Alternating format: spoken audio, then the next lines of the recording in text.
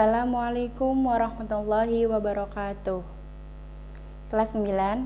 Pada pertemuan kali ini kita akan membahas tentang pemodelan teks pidato persuasif.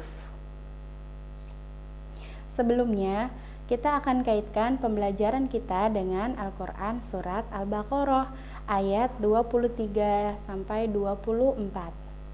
Di sana artinya, dan jika kamu meragukan Al-Quran yang kami turunkan kepada hamba kami, Nabi Muhammad SAW, maka buatlah satu surah semisalnya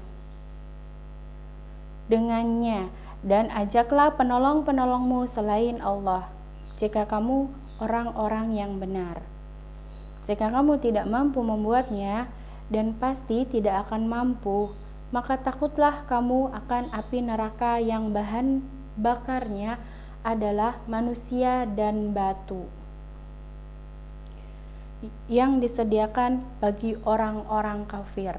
Ya, itu kaitan dengan Al-Quran surat Al-Baqarah pada pembelajaran kita, yaitu teks pidato persuasif.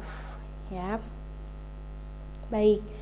Pada nanti tujuan pembelajaran kita kali ini, kalian akan mengidentifikasi gagasan, pikiran, arahan, atau pesan dalam pidato persuasif.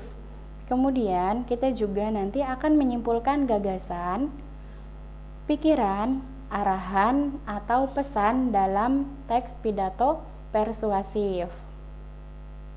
Kelas 9. Apakah kalian tahu apa itu pidato persuasif? Sebelum masuk ke pidato persuasif, kita harus mengetahui dulu apa sih itu pidato, ya kan?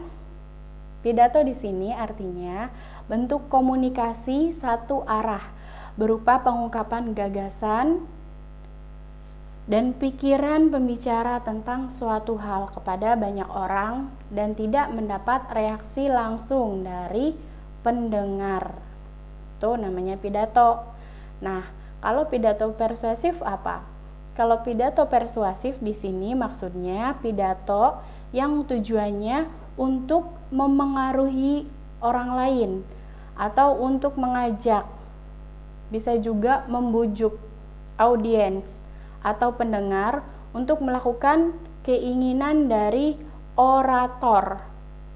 Orator di sini maksudnya itu orang yang melakukan pidato, disebut orator. Nah, selanjutnya, apa ciri-ciri dari teks pidato persuasif? Ciri-cirinya ada. Yang pertama, yaitu berisi gagasan, pikiran, pandangan, arahan, dan pesan orator tentang suatu topik atau suatu permasalahan. Ciri yang kedua dari teks pidato persuasif itu bersifat mengajak atau menolong. Ciri yang ketiga dari teks pidato persuasif adalah bertujuan memengaruhi atau mengajak, bisa juga membujuk audiens. Audiens itu tadi adalah pendengar. Ciri yang keempat ya dari teks pidato persuasif adalah cara penyampaiannya sesuai dengan kebutuhan para pendengar. Itu ciri-ciri dari pidato teks persuasif. Nah, baik anak-anak, kita lanjutkan. Tadi Bu Evi memberikan penjelasan tentang teks pidato persuasif dan ciri-cirinya, bukan? Di sana ada kata gagasan, pikiran, pandangan, arahan, dan saran, gitu ya. Nah, apa perbedaannya? Di sini perbedaannya Bu Evi jelaskan ya. Yang pertama ada gagasan. Kalau gagasan itu adalah ide. Jadi dalam teks pidato persuasif, ide di sini muncul ketika orator itu sudah mengetahui sesuatu gitu, apa yang akan disampaikan. Jadi gagasan itu adalah ide atau hasil pemikiran. Selanjutnya ada pikiran. Kalau pikiran itu sendiri artinya ingatan. Bisa juga diartikan sebagai akal, ya, atau hasil berpikir atau memikirkan. Kalau di kamus KBBI 5 itu adalah pikiran. Selanjutnya pandangan. Kalau pandangan di sini adalah pengetahuan atau pendapat, pengetahuan orator, ya, tentang apa sih teks pidato yang akan disampaikan atau pendapatnya gitu ya. Selanjutnya adalah arahan. Kalau arahan di sini maksudnya itu petunjuk untuk melaksanakan sesuatu. Nah, terus ada lagi saran. Kalau saran itu sama pendapat atau anjuran, hanya saja saran di sini itu berupa usul yang dikemukakan untuk dipertimbangkan lagi. Itu adalah saran. Lalu ada ajakan. Kalau ajakan, anjuran supaya berbuat. Ada tindakan kalau ajakannya. Anjuran untuk berbuat itu adalah ajakan. Seperti itu ya perbedaannya ya. Nah, anak-anak, selanjutnya kita baca contoh ya yang teks pidato persuasif. Silakan kalian buka buku paket bahasa Indonesianya di halaman 47. Di situ ada contoh teks pidato persuasif tentang problematika remaja. Sudah dibuka semua ya. Nah, di sini Bu Evi bacakan ya. Assalamualaikum warahmatullahi wabarakatuh. Salam sejahtera untuk kita semua. Yang saya hormati, Bapak Kepala SMP Putra Bangsa. Yang saya hormati, Bapak dan Ibu Guru beserta staf SMP Putra Bangsa, serta teman-teman seperjuangan yang saya cintai. Pertama-tama, marilah kita panjatkan puji syukur kehadirat Allah yang Maha Kuasa atas nikmat dan karunia-Nya, sehingga kita bisa berkumpul bersama di tempat ini dalam keadaan sehat tanpa kurang suatu apapun. Pada kesempatan ini, saya akan menyampaikan pidato tentang problematika remaja. Hadirin yang saya hormati, masa remaja merupakan proses yang sangat rumit untuk menuju masa dewasa. Kalau kita mampu melewati masa remaja secara normal, tidak menyimpang, maka akan meraih masa dewasa yang normal. Masa remaja merupakan bagian dari proses menuju kedewasaan. Masa remaja merupakan periode yang sangat penting karena perubahan-perubahan yang dialami masa remaja akan memberikan dampak langsung pada individu dan akan mempengaruhi periode selanjutnya. Apabila remaja dapat menyesuaikan diri dengan perubahan-perubahan yang terjadi pada masa remaja, maka remaja akan berhasil melaluinya dan akan berhasil pula pada perkembangan masa dewasa. Hadirin yang saya hormati, istilah remaja berasal dari bahasa Latin adolescer, yang berarti tumbuh atau tumbuh menjadi dewasa. Masa remaja adalah masa peralihan dari masa kanak-kanak ke masa dewasa. Ada 3 tahap masa remaja ini. Yang pertama, yaitu tahap remaja awal atau masa puber, tahap remaja pertengahan, dan yang ketiga adalah tahap remaja akhir. Tahap remaja akhir di sini adalah usia 19 sampai 20 tahun.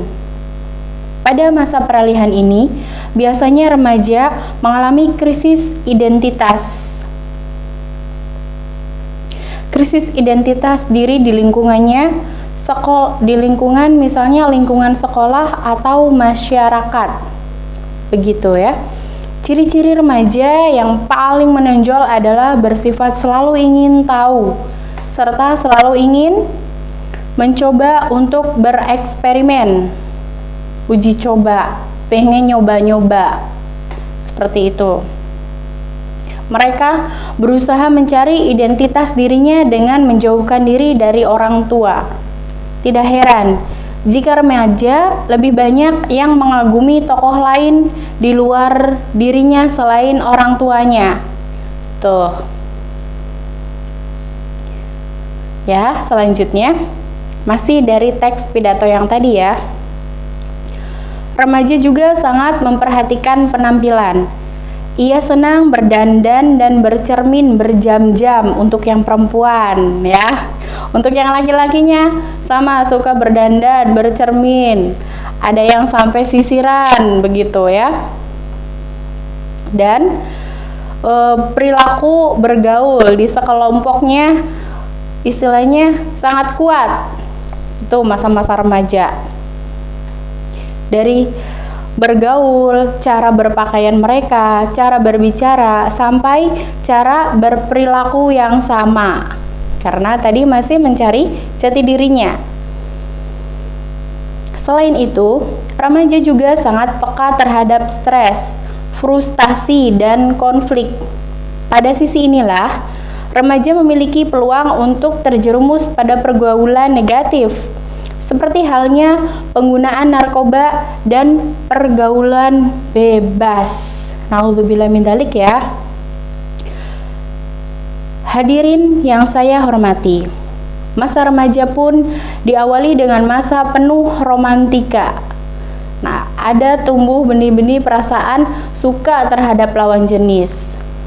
Hanya di sini kita harus membentenginya dengan apa? Dengan ilmu agama yang kuat.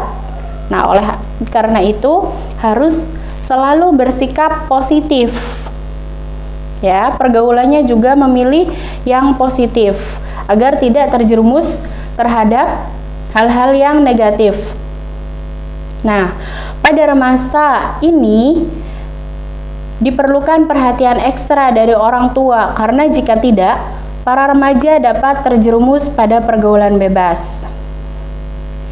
Karena pada masa ini, remaja cenderung memiliki rasa ingin tahu yang besar. Dalam istilah bahasa anak muda sekarang mah kepo namanya ya. Inilah yang menyebabkan remaja yang kurang pengawasan sering terjerumus menonton konten-konten yang negatif gitu ya, karena tadi adalah kepo. Terus majalah, contohnya di situ ya, konten-konten yang negatif, yang kurang positif gitu ya. Jangan sampai seperti itu. Ada yang sampai mengakses internet. Nah, karena kata Imam Al-Ghazali, beliau mengatakan kalau nafsu ya, terutama nafsu di sini seks bebas, merupakan nafsu yang paling kuat dan paling membangkang pada akal jika nafsu itu sudah bangkit. Naudzubillah min dzalik, jangan sampai. Karena itu kita harus alihkan kegiatan ke kegiatan-kegiatan yang positif.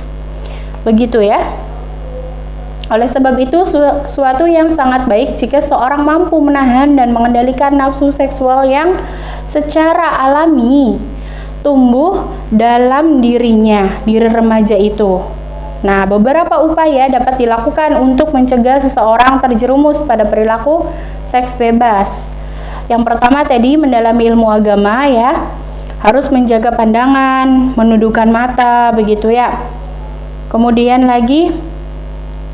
ada lagi dengan memilih teman bergaul, pilih teman bergaulnya yang baik, yang benar, yang banyak mengingatkan tentang agama, tentang kebaikan, seperti itu. Jangan malu untuk berkata tidak daripada kita terracuni hal-hal yang negatif seperti itu ya. Ingat ya anak-anak. Bu lanjutkan di sini. Hadirin yang saya hormati, tentunya bangsa ini tidak ingin generasi mudanya lemah dan moralnya hancur. Bangsa ini mengharapkan tunas-tunas muda yang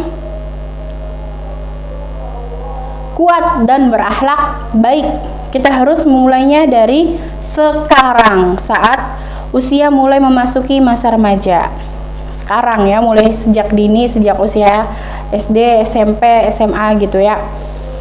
Kita dapat memulainya dengan bergaul yang sehat, memilih teman yang Yang laki-laki dengan perbanyak teman laki-laki, yang perempuan perbanyak teman perempuan. Nah, kita dapat menjalin hubungan sama remaja dengan memahami batas-batas yang boleh dan tidak boleh dilakukan. Yang tidak boleh apa? Yang tidak boleh dilakukan apa? Ya, masa remaja sudah ada pemikiran seperti itu. Dengan demikian, niscaya kita akan menjadi remaja yang siap menyongsong masa depan dengan ceria, dengan gemilang. Hadirin yang saya hormati, demikian pidato saya. Mohon maaf jika ada kata-kata yang kurang berkenan. Billahi taufiq wal hidayah. Assalamualaikum warahmatullahi wabarakatuh.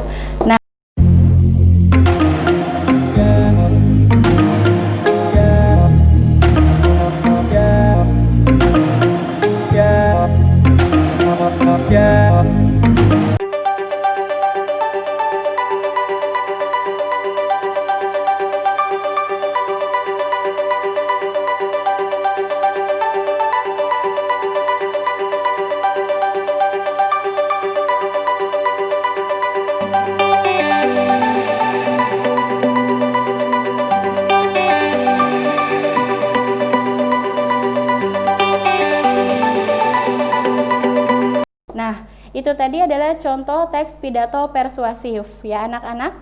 Terima kasih atas perhatiannya. Mohon maaf jika banyak kekurangan. Wassalamualaikum warahmatullahi wabarakatuh.